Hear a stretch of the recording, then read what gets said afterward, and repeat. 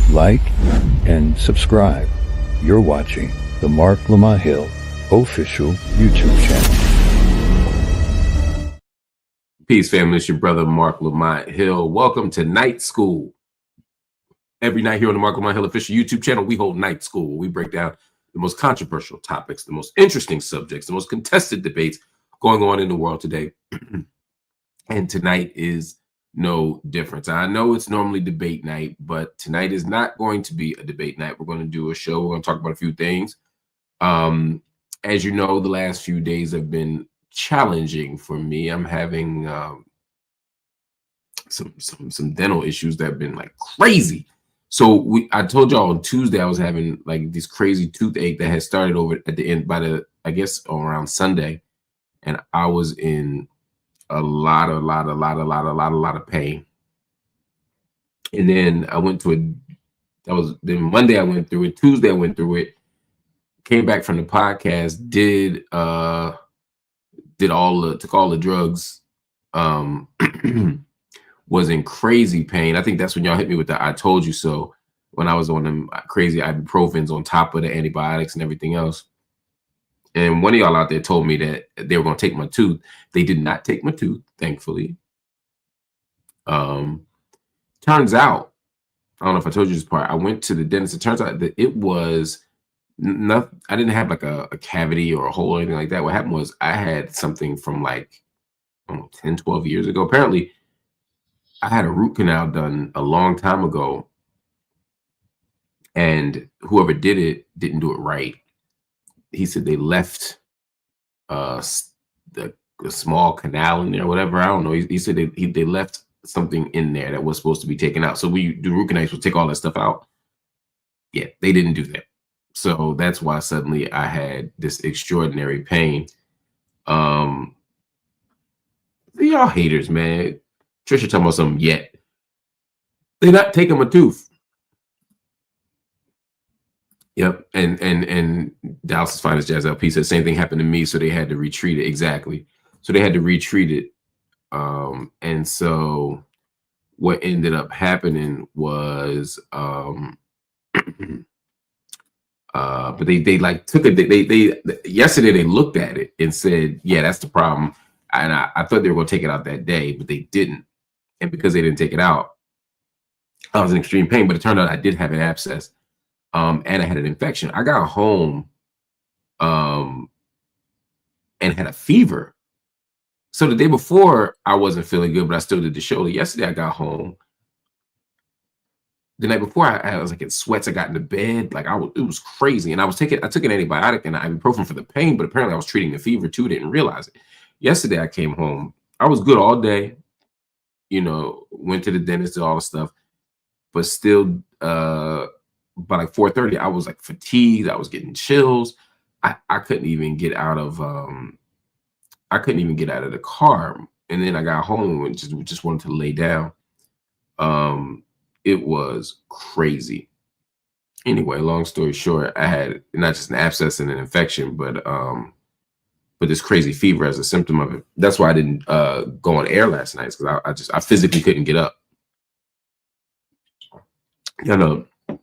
It takes a lot. It takes a lot for me to not do the show. It takes a lot for me not to work. It was also the first time I went home and got into bed in like, I don't even know, years. And like it was like 6 o'clock. So that's where I am. That's what was going on. So anyway, so it's been a bit of a crazy weekday night, but I'm feeling better now. It's almost time for that antibiotic again, though. My math be off, but I'm gonna take it when we finish the show, and I'll take some pain medicine to get through the night. But the good part is I know what the problem is, and it's gonna be a couple more days of stuff that needs to get done. So I'm also in the process of finding new people. So it's like, you got to find a good dentist, got to find a good endodontist, got to find a good this person, good that person. And I try to find good Black and brown people to do it, good Black people in particular to do it. So, and I've been really lucky to find a really great Black dentist, Black woman dentist. but getting to know people is a process. New paperwork, new procedures. It's hard to get the hookups.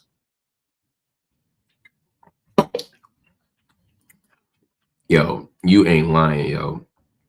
Chef Shia said, damn, I had 2 root canals yesterday and they didn't give me shit. They didn't give you nothing. Where'd you get it done? Was it at a dentist's office? Was it the homie's crib? That didn't give you nothing. That is wild. That is wild.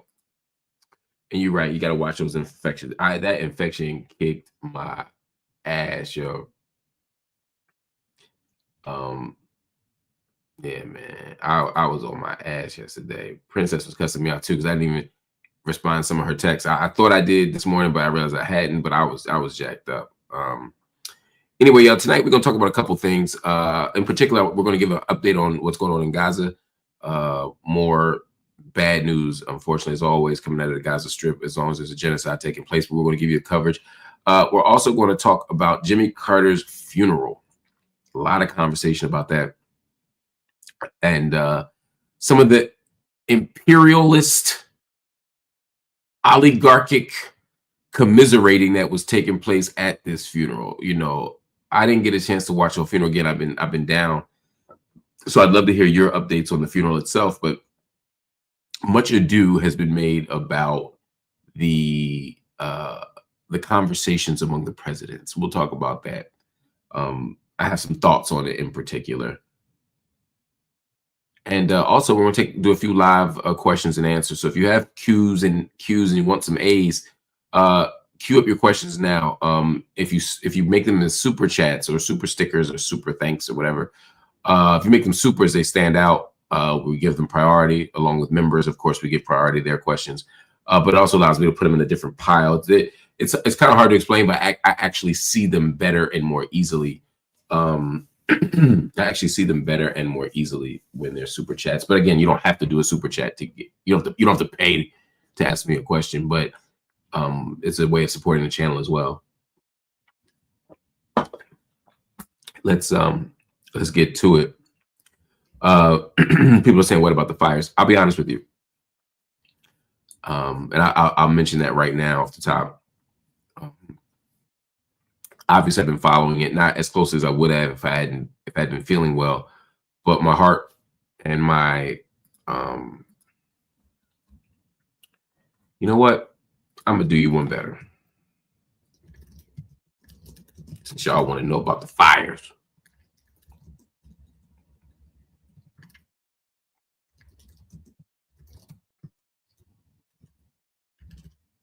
Since y'all want to know about the fires, let me give you my thoughts on the California fires.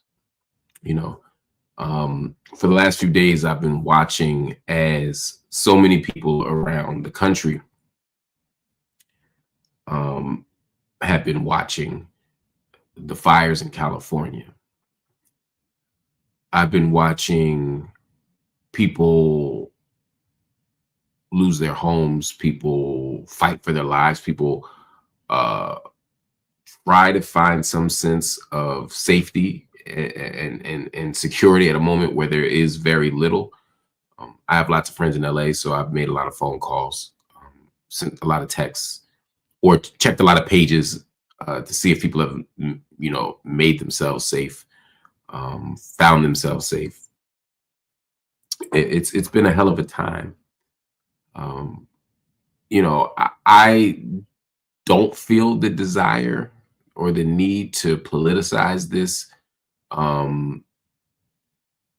in the ways that some people are. My primary impulse, my primary feeling is one of, concern for my friends who are out there, for my, friends and chosen family who are losing homes, who are unhoused now, who have been displaced and dislocated. That's my primary concern. But this doesn't need to be politicized. It's inherently political. I think my frustration has been watching the right try to make this a question about DEI. Oh, the state spent so much money on DEI, they didn't have infrastructure. Oh, if they hadn't been focused on DEI, they could have, had more fire people. Oh, if they if they weren't denying white people access to the jobs to be firemen and women, and they'd be fine.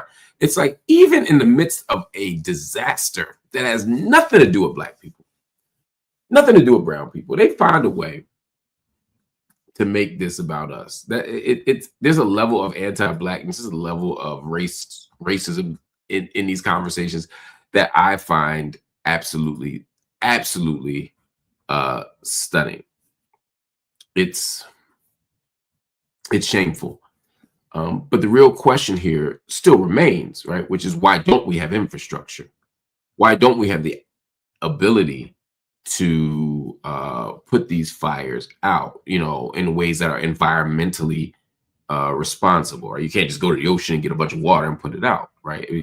How do you do this in a way that is safe and healthy? How do you protect the community, particularly our most vulnerable members of the community? I'm thinking about the elderly, I'm thinking about children, I'm thinking about immunocompromised folks. How do we do that? Right now, the air quality levels are through the roof, in terms of having poor quality. And yet, people are fighting the school boards and the school districts to say, stop sending the kids to school. Stop trying to hold school. You're killing people. You got the mayor, former Congresswoman Karen Bass.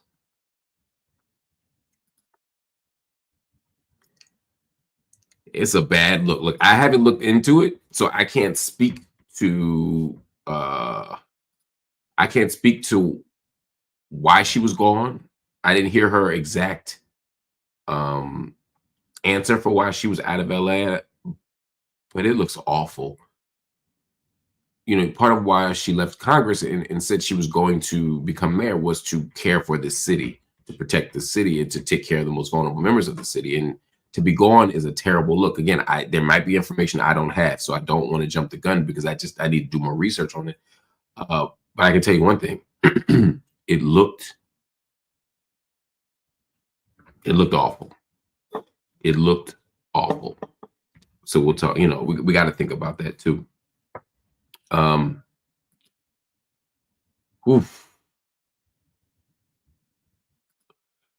As Red Claire Scare said, apparently one of the fire chiefs or someone is a lesbian woman. Only heterosexual white men can put out fire. That's the other thing. If there is somebody who's not a white man in charge, it must be DEI. And if it's DEI, then it's a problem. I mean, I saw Elon Musk co-signing this ridiculousness. And of course, we know Facebook's about to become just as bad. Jesus. But they found a way. They have absolutely found a way to make this about everything but what it is. And of course, thankfully, these fires aren't taking over the hood. Thankfully, I don't want anybody to be harmed. And my heart goes out to all my friends and family who are dealing with this issue. But it is interesting to see what happens when the homes that are getting burned and the desperation that's been created is disproportionately happening in well-to-do and privileged neighborhoods, as opposed to the hood. I don't know what the public attention would be. I don't know how we'd be talking about it otherwise. But it's an interesting thought as well. Anyway, but these fires are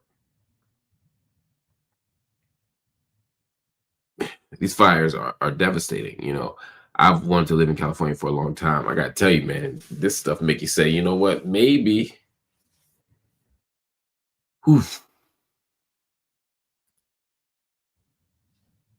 maybe I shouldn't. Maybe I never need to be there. As Malik said, Maui's still recovering from their fires. And when I looked at the numbers, I think it was yesterday, when they were like 0% of the fires are under control. That's a scary idea. That is a scary, scary idea. Anyway, praying for everybody, looking to figure out how I can actually help beyond prayer. How we can help involve and support and create mutual aid. Let me know what I can do. Let me know how I can be supportive, and I'll do it. All right, y'all. Let's move on to Gaza. I know I'm going from one sad story to one tragic ongoing story, but it's important that we do it. It's always important that we do it. We'll continue to do it every single day that we can. As you know, Israel's war on Gaza, not in Gaza, but war on Gaza continues. The genocide in Gaza continues. As of today, Israeli forces have now killed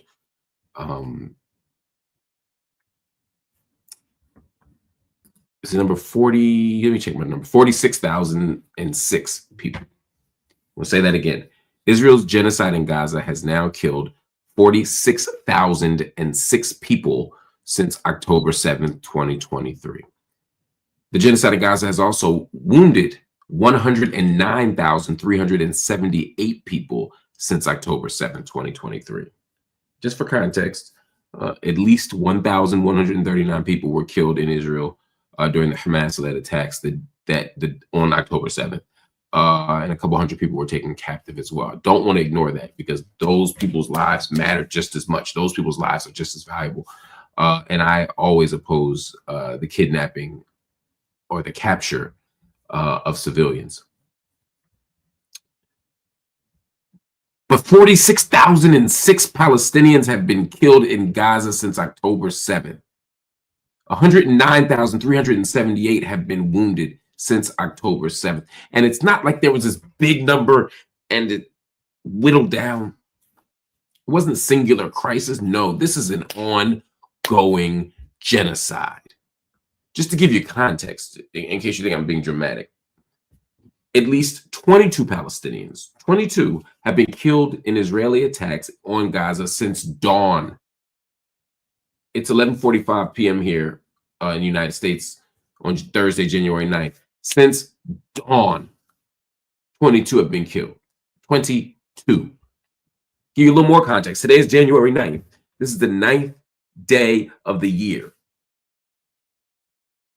Over the 9 days of this year, over the 9 days of this year, Israeli forces have already killed 490 Palestinians.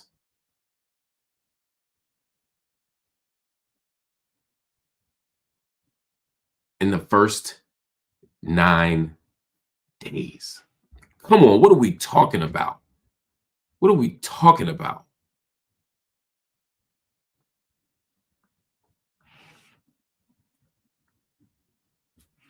These are war crimes. These are indefensible acts. At some point, we have to stop talking about this in any other way than as a human atrocity, as a war crime, as a crime against humanity. We have to talk about it this way.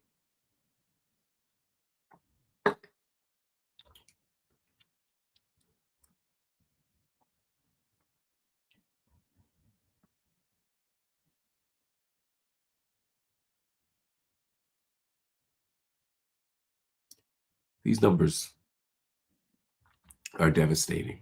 And I want to remind you all, particularly those who are just starting to watch me, that when we talk about 46,000 people dead in Palestine or in Gaza since October 7th, those numbers aren't real. Those are conservative numbers. Those aren't real numbers. Those aren't real numbers. There's easily another 10, 20, maybe even 30,000 people under the rubble. They just haven't gotten an official count. There might be another 100,000 people who've been killed already. It just depends on how you count. Look at the Lancet study. They break that down. Now there are studies and people who argue that the numbers are dramatically lower, that the Palestinian Health Ministry, that the Gazan Health Ministry inflates things. History shows they don't.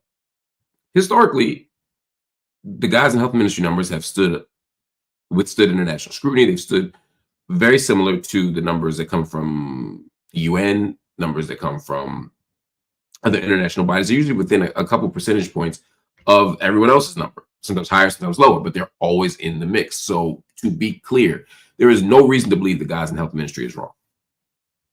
No reason to believe it.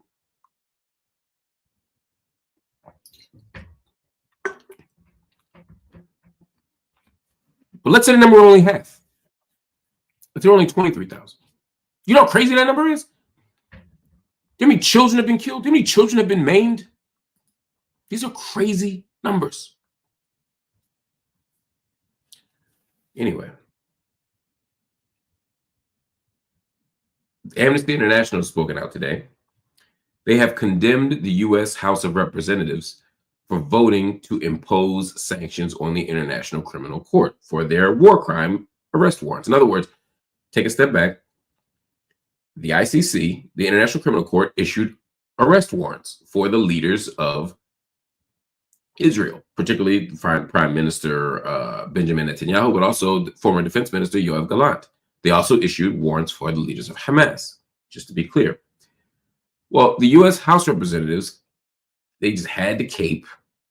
They just had to get in the mix and be like, you know what? We're so outraged that somebody's holding Israel accountable that we're going to impose sanctions on the court itself. You know how crazy that is? In the midst of a genocide? What are we talking about? But that's what they did. And now Amnesty International is speaking out against the U.S. House of Representatives. None of this means shit, right? I mean, in the real grand scheme of things, Amnesty International condemning the U.S. House of Representatives doesn't mean that much. The U.S. House of Representatives imposing sanctions on the ICC means more, probably not that much. And sadly, the International Criminal Court issuing arrest warrants means the most on these leaders. But international law, these arrest warrants, all the resolutions in general, they're only as good as the international community's commitment to enforcing them. And too many countries are willing to ignore. I think was it Poland today that said that they're going to suspend Benjamin Netanyahu's arrest warrant if he shows up. He could show up and not get arrested. Wild.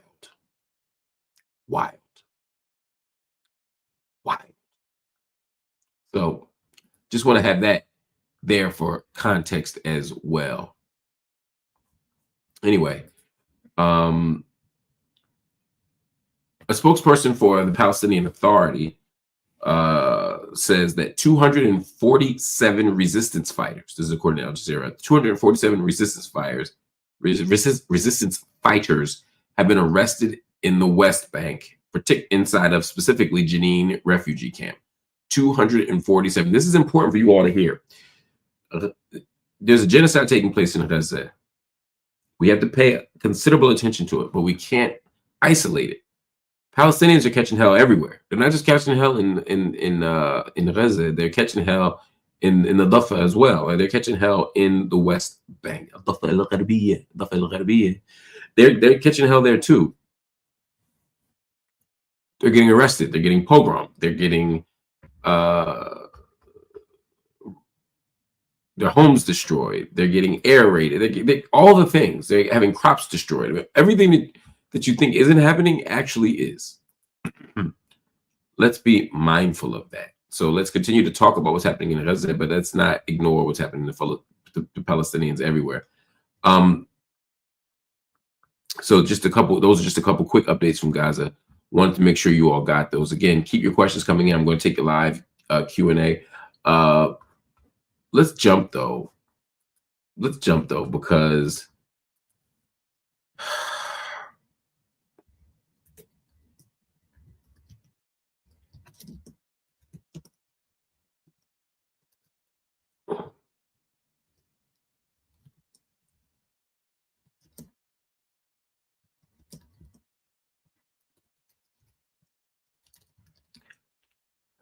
I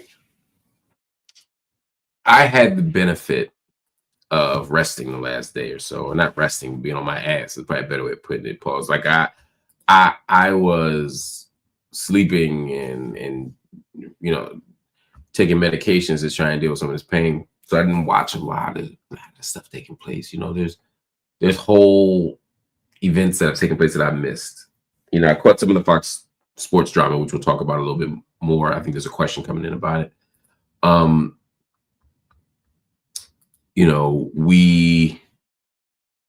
There's some international stories that have taken place. There's some pop culture stuff that's happened, some music that's come out, all this stuff. But one thing I could not avoid was Jimmy Carter's funeral. Jimmy Carter's funeral took place today. He lay in state, I guess yesterday, day before. And today, Jimmy Carter had his actual funeral. Now, first, and I've said this before, Jimmy Carter's funeral is an interesting moment in and of itself. Jimmy Carter has lived long enough to become the hero and the good guy. Some people live long enough to become the terror and the bad guy. Think about Hulk Hogan. Think about Hulk Hogan, for example. Hulk Hogan was booed a couple nights ago on Monday Night Raw on the new Netflix channel. No one could have imagined Hulk Hogan being booed in 1980.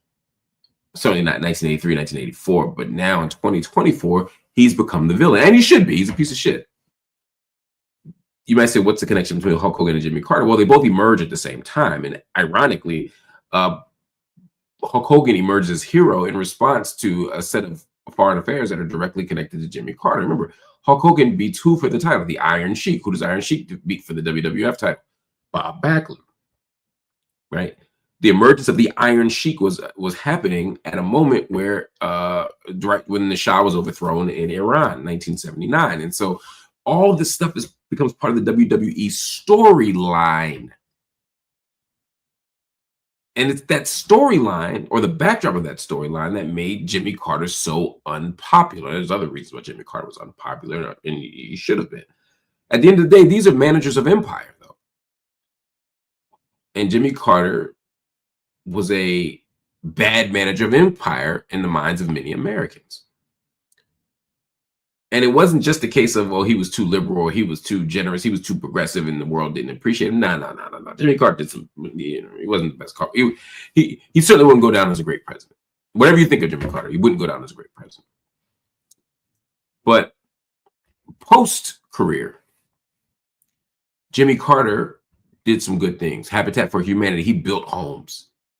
He spread his faith and tried to live a 7-day gospel, really tried to live out his faith in doing good deeds and good works. And I think at the core, Jimmy Carter was a good person. And I think after his presidency, Jimmy Carter spent a lot of time doing a lot of amazing work in the world, including trying to end the Israeli hegemonic dominance over the region we call historic Palestine.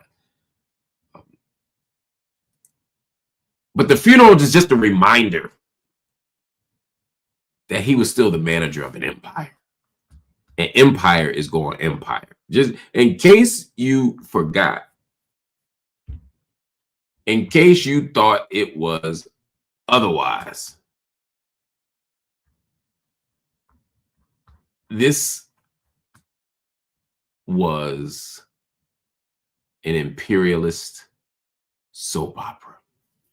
Now, yes, there was celebration. Yes, there were kind words. Yes, there's beauty and pageantry. And yes, there's, a legitimate reckoning with the good that Jimmy Carter did. I don't expect that anybody's funeral for you to reckon with the bad that they did. But my God, all of you liberals out there, all of you Democrats out there, all of you people who think that Democrats and Republicans are different, all of you that think that Democrats and Republicans are battling it out for the soul of America, when you get to them upper levels, when you become president, all you people who are losing family members and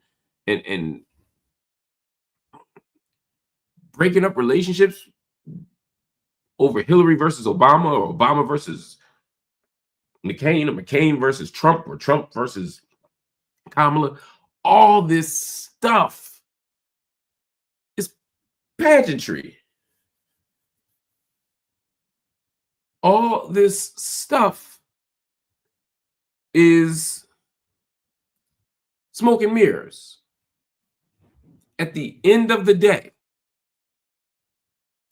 At the end of the day, Democrats and Republicans are two right-wing parties, and these candidates, they put on for the cameras, just like WWF. Hulk Hogan and Sergeant Slaughter, and Slaughter became a bad guy at one point. They're on one side, the Iron Sheik and Nikolai Volkov on the other. But you know what? When they got caught, when they got caught smoking that ooh wee in the car, guess what? The good guys and the bad guys were in the same car smoking the same ooh wee. Now, how is that relevant? Well, it's relevant because it is a video that keeps going around the internet. Look at it. Look at Donald Trump and Barack Obama sitting next to each other. Look at laughing. Look at George Bush. Tweedledee. But they're kicking it. Do they look like mortal enemies? Do they look like mortal enemies? Of course they don't. You know why they don't look like mortal enemies? Because they not. Remember when George W. Bush was the worst man in the world and Obama saved the world from him? We went from President 43 to President 44. Look at him there. A couple of interesting things happening here. Again, imperialist soap opera. Why do I call it imperialist soap opera?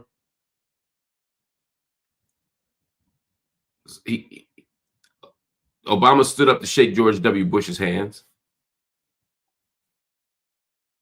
But he didn't shake him. He just gave him a shot in the gut, in the solar plexus, and sat down. You know why he did that?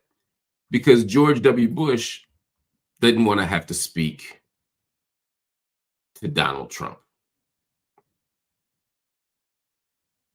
He didn't want to speak to Donald Trump because the Bushes and the Trumps hate each other. Or really, the Bushes hate the Trumps. That only became worse in the 2024 election when the Bushes and Dick Cheney endorsed Kamala Harris. Endorsed Kamala Harris. And I feel you, Zakiya Simpson, you're right. She said, this is just small talk. I don't take it that serious. I agree. It's not that serious. They're making small talk. That's what people do who don't have that kind of beef. They just make small talk. You know who don't make small talk? You know who wouldn't put up with that BS? A certain Michelle Obama.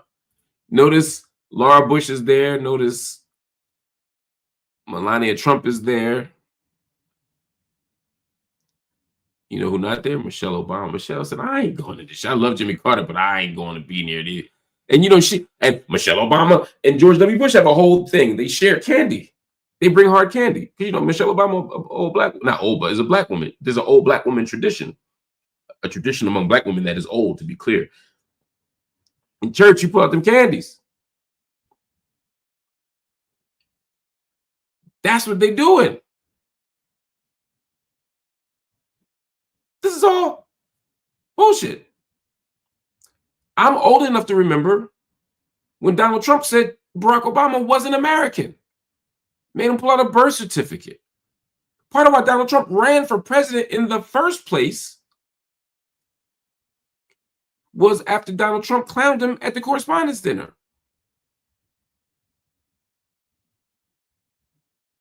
I'm not saying that speaking to Donald Trump is unprincipled or speaking to Barack Obama is unprincipled in and of itself. I'm just trying to remind y'all that the stakes seem really high and you can really think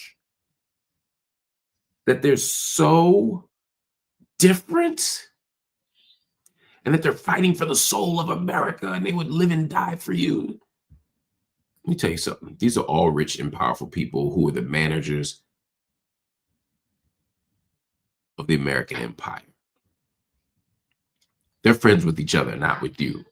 Whatever else you think, they are friends with each other, not with you. I need to stress that. They are friends with each other, not with you. Now, here's an interesting piece. We're talking soap opera. Where does Kamala Harris fit in all of this, right? I mean, it's a question to ask, right? It's a question to ask. Let's see, because she's there. Pull this up. I saw this on the C-SPAN's page. I said, let me pull this up for you. Kamala's there. I'm going to bring this up one more again for you, because this is where it gets interesting. Look at it. Kamala's there with the first gentleman, Doug, or second gentleman, Doug, excuse me. She looks back, probably trying to make eye contact with Obama. That's what black people do. Like, whew, it's going to be a day. Now, it's important to note, whatever you think of Kamala Harris, whether you like her, whether you hate her, whether you're indifferent, whether you're in the middle, whatever, this had to be a difficult day for her. This had to be a difficult day for her. It's probably the toughest day she's had since she lost the election, since she got mollywopped in that election against Donald Trump. Because she got to be in the room. She got to be in the room. She has to be there. And she's not there as president-elect. She's there after a painful loss. Now, I know it wasn't close, but when you run for president, every loss is a painful loss because everybody goes in thinking they're going to win. She didn't win. She ain't supposed to win. It was bad. And now she got to turn around and talk to these people. And she has to look Donald Trump in the face. She had to look Donald Trump in the face since that debate. Now she got to look Donald Trump in the face. And the only person there who's her ace, because remember, Bill Clinton ain't there that I can see. Hillary Clinton ain't there that I can see. Now, if they're there, cool. They ain't there right now. I don't see J.D. Vance in the mix. I see Mike Pence back there. But let's look. She's there. She's going to turn around for some assurance from Barack Obama. And what's he doing? Talking to the other president, Donald Trump. Look at her. She lets out a visible sigh. And then pretends to be looking in the book. What else you gonna do? Now, this isn't a call for sympathy for Kamala Harris. Again, she lost a fight for an empire that was committed to underwriting and supporting a genocide. This ain't a let's cry for Kamala moment. This is remember, this is a soap opera. This is a mess. This is some bullshit. But just in case you think I'm joking about, Trump and Obama, just in case you think I'm overstating what's happening in these videos when you see George Bush, who by the way is looking more and more like his dad, when Trump and Obama, they're talking and laughing. This goes on. It's not just this one clip. They go on and on with this stuff. They actually asked Donald Trump later that day what the hell was going on with him and Obama. And, he was happy to answer. Off the top, you mentioned the Carter funeral today. What were you talking to Barack Obama about? It did look very friendly, I must say. I didn't realize it. I didn't realize it, how friendly it looked. I saw it on your wonderful network just a little while ago before I came in, and I said, boy, they look like two people that like each other, and we probably do. We have little different philosophies, right? But we probably do. I don't know, we just got along, but I got along with just about everybody on that. We met backstage, as you know, before we went on, and I thought it was a beautiful service, but we all got along very well, which is good. In California, off the top, you mentioned the Carter funeral today. What were you talking to Barack Obama? Backstage, we got along good. Backstage, we got along. That's the thing. That statement right there encapsulates the entire American mainstream corporate media establishment and the mainstream corporate political parties. Backstage, we got along just fine. They're kicking it. They're cool. They're just fine. I'm sure he didn't talk to Kamala much. I'm sure they didn't have a lot to yap about. But other than that, they're Gucci. They're laughing. They're playing. They're having a ball. You all are the ones not speaking to each other forever based on this thing or that thing. And I'm not saying those things don't matter. If somebody voted for Trump, I probably wouldn't talk to them again. What I'm saying is that we're pretending that these politicians represent us, and they really kind of don't. We're pretending these parties are so different, and they're really kind of not. Let's think about this a little bit different. If we want to change the world, we need our leadership to look different. We need our investment in these parties to look different. If they this cool, and the beefs we do see aren't really ideological. Again, look at George Bush snubbing Donald Trump, not acknowledging his existence. That ain't got nothing to do with policy, because George Bush's policies are much closer to George W. Bush's policies are much closer to Donald Trump's. But that ain't what this is about. That is not what this is about. This is about oligarchy. This is about a very small group of people having all the power and being very okay having all the power, being very okay, being very okay operating in their small social circles.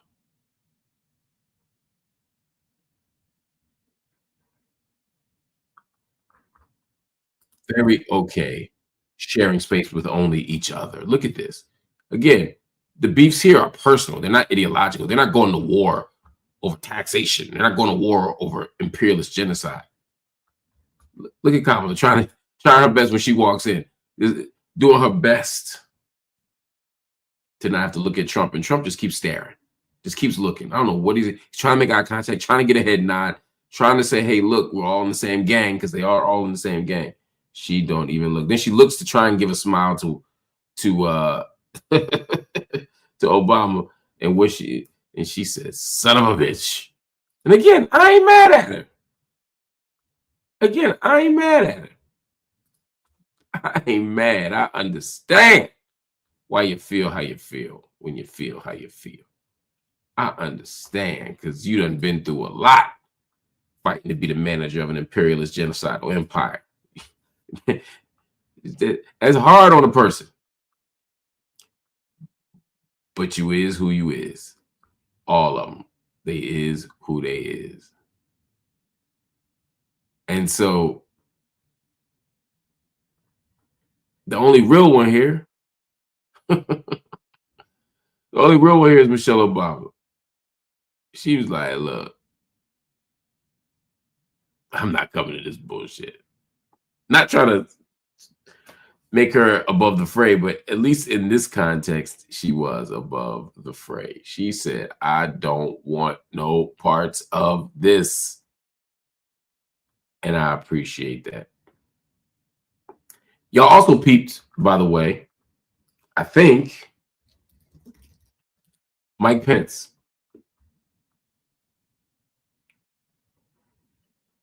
You might have seen Mike Pence. Now, this, to me, is even more interesting. You got to look at this. You got to look at this. Let me pull this up. This is from News Nation. Donald Trump comes in. He gets some nods. Somebody shakes his hand. It's Al Gore, in case you didn't know. You might not recognize him. He's another person who's robbed of the presidency. Melania comes in, nods. Trump comes in. Al Gore stands up. There you go. Boom. I think that's Al Gore. Is that Al Gore? Correct me if I'm wrong. It looks like Al Gore. But Mike Pence comes in. Now, peep this. Yeah, I told y'all I was imperialist soap opera tonight.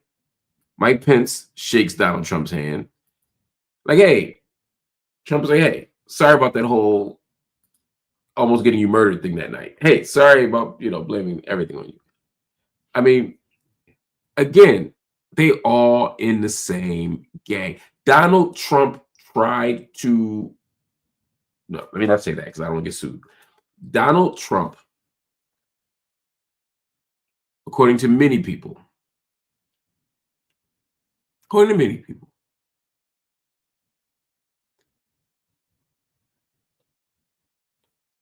basically called for Mike Pence's head. He dumped him from the ticket, didn't let him be vice president again, but damn near got him murdered on January 6th. This is the shit I'm talking about. This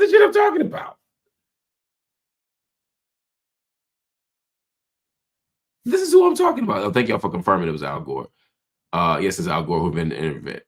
Who invented the internet? Who remembers this? So, by the way, Al Gore inventing the internet isn't as far fetched as it sounds. If you actually understood what he was saying, he wasn't really wrong. But Mike Pence could shake Donald Trump's hand. You know why? Well, Mike Pence has no, he's just trying to suck it up and think about his political future. But there's a way that they all just see it as a business expense. They see it as just the price of doing business in this crazy, crazy world. They're not holding grudges. You know who is? Karen Pence, Mike Pence's wife. She does not stand up for Donald Trump. She does not even look Donald Trump's way. I'm not sure she looks at Melania. Let's see. He nods. Al Gore shakes his hand. Again, by the way, side note, Al Gore has to shake the hand of George W. Bush, who stole the whole fucking presidency from him. But I digress. Mike Pence shakes the hand of the guy who almost murdered him. Looks like Karen does make eye contact with Melania. Karen doesn't even look at Donald Trump. She told Donald Trump to eat a fat one. She's keeping it real. The same way Michelle Obama kept it real by not showing up. That's how you do it. That is how you do it. Don't, Karen Pence, I ain't no fake one.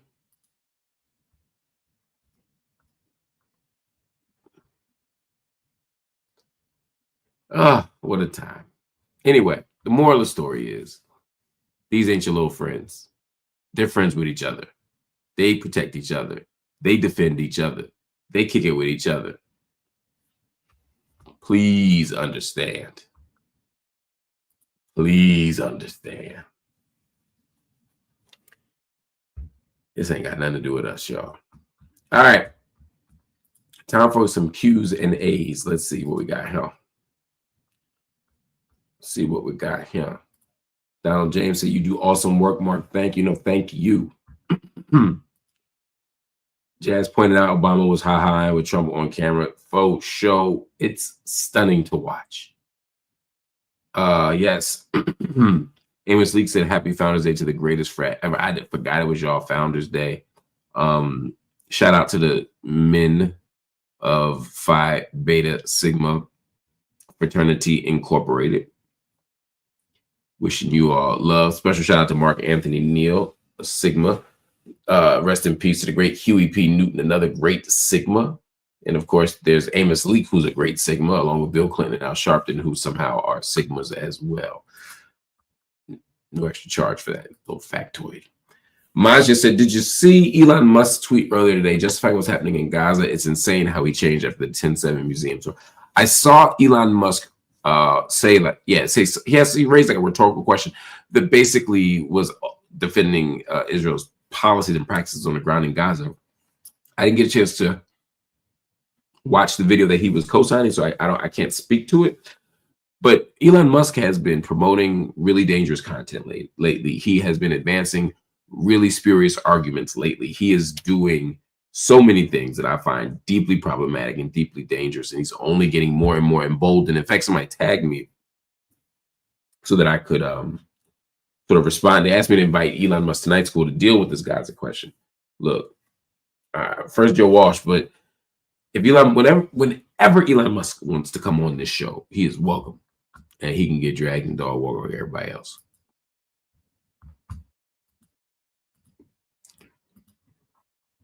Carmen Benoit, thank you so much for gifting that channel membership. Obama and Trump was chuckling together on camera at the funeral. Why is Obama chuckling or saying anything to Trump? I don't like faking this shit. That's all I'm saying, Jazz. That's all I'm saying. Like, keep it 100 with me. You don't fuck with me, you don't fuck with me, right? Like this idea of suddenly making video. And again, I'm not saying Obama's being fake here. I'm not saying Trump is being fake here. I think they're being the most honest they've ever been on this matter. Behind the doors, they still cool.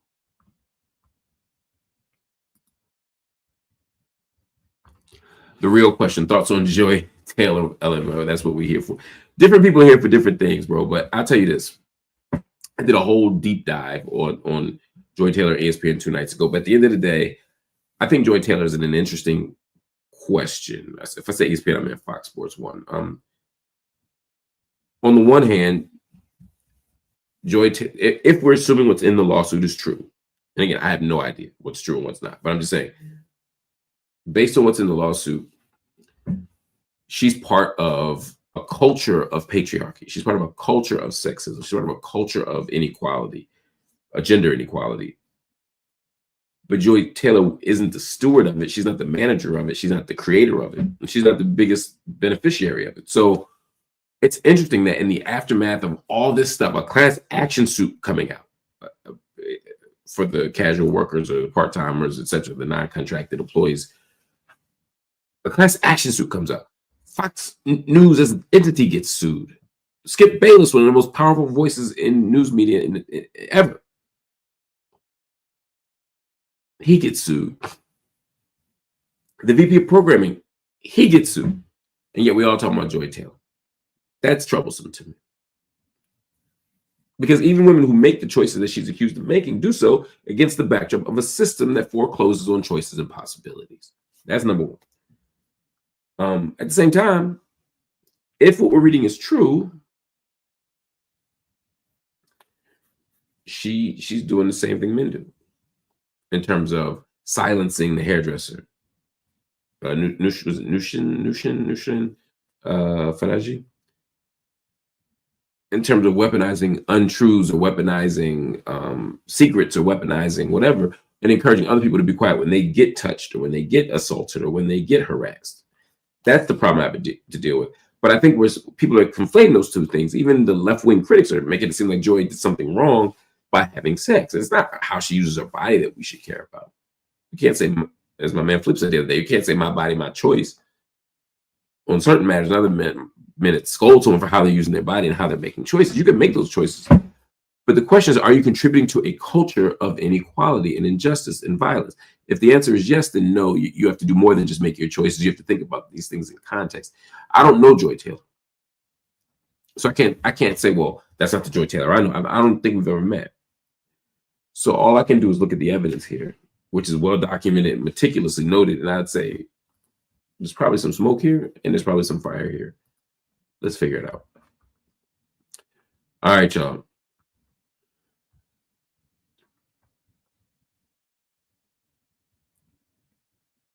Looks like you all are having your own conversation, which is great. I love when there's conversation in the chat. Y'all can keep that rocking while I keep looking.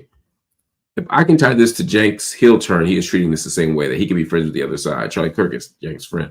Exactly. That was my issue with him. These people don't mean us well. You know? These people don't want us to win. They don't want us to be successful. That's not what they're in it for. So then we can't be friends. We can't be strategic partners, because at the end of the day, your goal in life is to see me suffer. Or your goal in life is to see you win in ways that can only happen if I suffer. That's frustrating. That's challenging.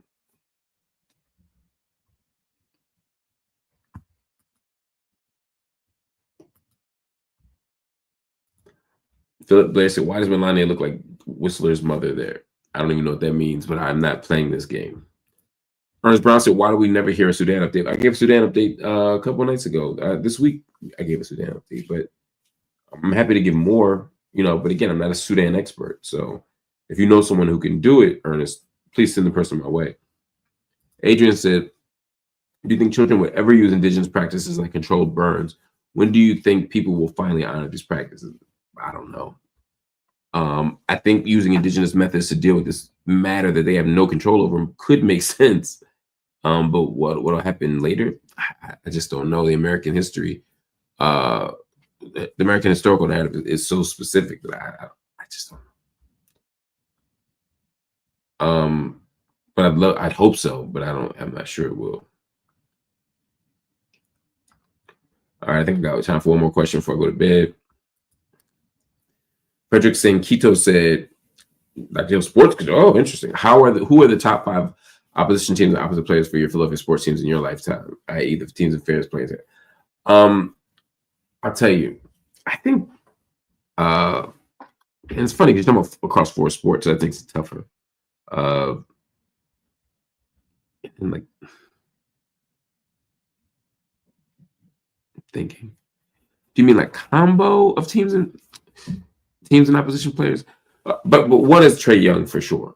Trae Young became a villain a couple of years ago when he beat us.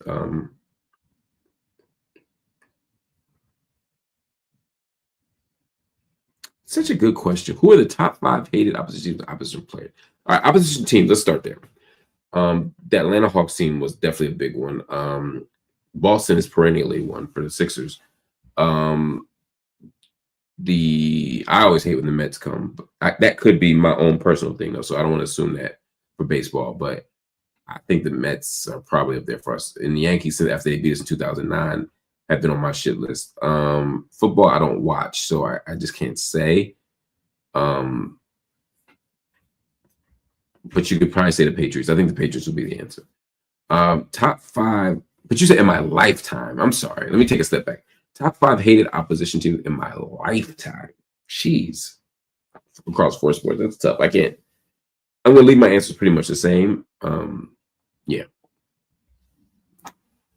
Now, opposition players, I would say Trae Young is definitely one. Joe Carter is definitely one. We lost 93 World Series, 92 to 91 World Series. 93. 93 is what it's supposed to be, but I don't see how.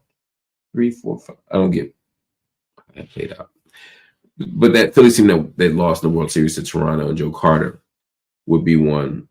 Joe Carter would be the player. I hate it. Larry Bird for sure.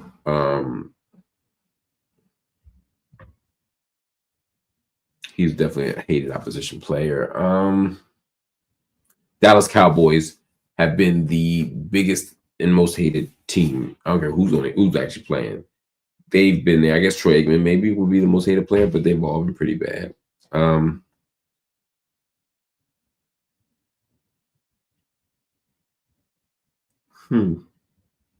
They got me think.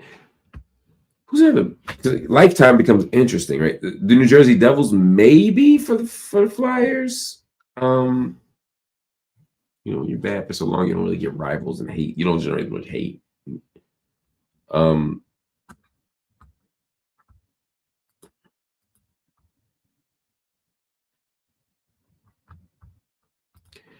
Dallas Finest says the cognitive dissonance of the campaigning rhetoric between Obama and Trump is alarming. At least why is he showing out there? See, this is what I'm saying. It's a scary time.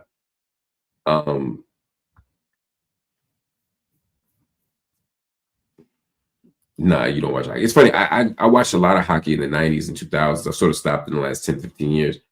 Partly because the Flyers haven't been great, and partly because I just haven't had as much time. But there was a time when the Devils were. I mean, I'm thinking specifically when we were up in that series, and then the Devils came back and beat us maybe 3-1. We were up when they beat us. They were beating everybody. And the Red Wings were a team that we hated, but it wasn't a particular rival. It was just Detroit at the time was beating everybody. Pittsburgh is a cross-state rival in hockey, so I mean, when they still had Marc Lamont Hill and then Jaromir Jagr later, it's like, okay, we hate them because you're supposed to be on our state, and y'all ain't us. So I get it. I don't know. I don't know if I agree, but I get the thought of it.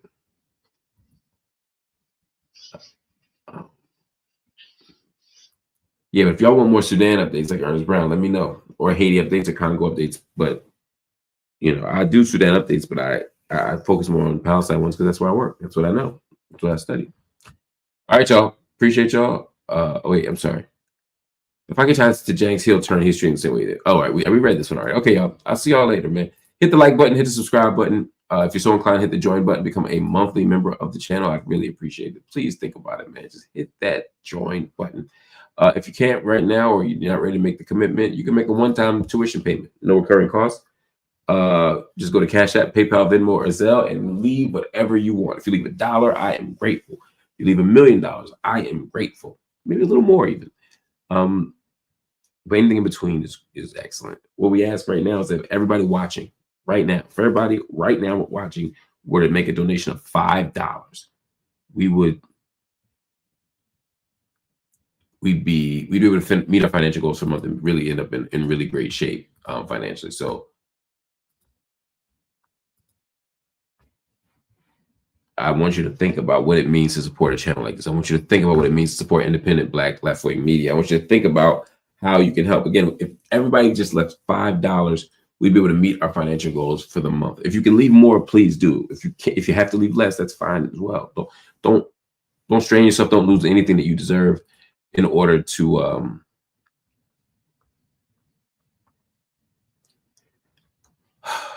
support this work. But if you can do something, again, $1 is fine, $2 is fine, $20 is fine, whatever you want to leave.